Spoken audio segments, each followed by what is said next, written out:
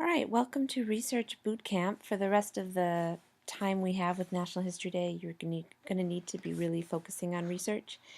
And we're not sure that you really know what that involves. You're going to ask yourself a few questions today. First of all, ask yourself, am I doing a quality project? This is a project from last year. This was not a quality project. It did not involve effort as much as could have been put forth, and it did not receive a passing grade.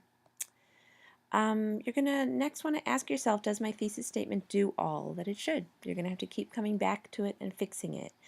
Does this thesis statement do all it should? Does it really tell us the so what? Probably not.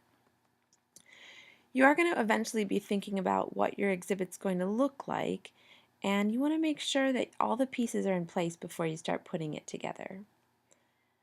It's also important to not get caught up in just what your exhibit looks like, but also laying the groundwork of having the right answers to all of your questions, your research questions, all of your evidence before you do that.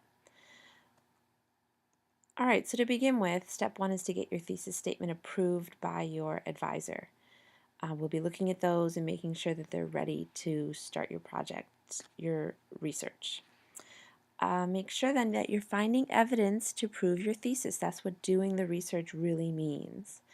Now, I think some of you think, well, I've already answered my research questions. I know everything there is to know on my topic. What we would suggest is that you look at the bibliography matrix. The first check of that is next Tuesday. You need to have half of it completed. Are you using the best possible sources is what you need to ask yourself. Do you have a variety of sources? Have you looked into your local library? Have you looked at books? Have you asked a living source? With the technology available to you, you could easily email a variety of sources and see if they'll talk to you about your topic. Ask yourself, have you found primary sources that really add to your project and they're providing evidence? Primary sources are not Google image searches. There's a lot more out there than images and pictures. Have you moved beyond just those images? Have you looked at newspapers? Have you looked at journal entries? Have you looked at political cartoons?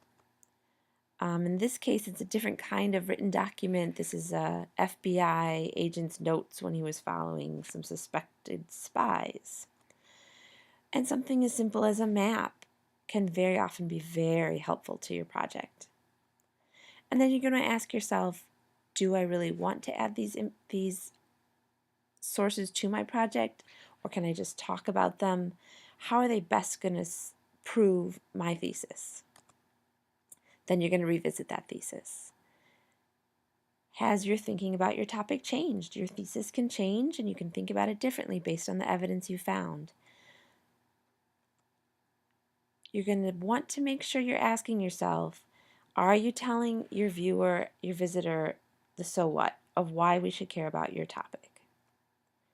So this is a thesis from last year. They didn't do a bad job. They aren't really telling us the so what of prohibition. They tell us that the production of illegal alcohol went up and violence and crime increased, but what was the big picture there?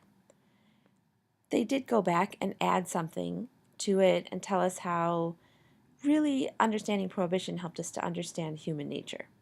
And that's what you want to do in your project. So that is what you need to do next. Those are the steps you need to take.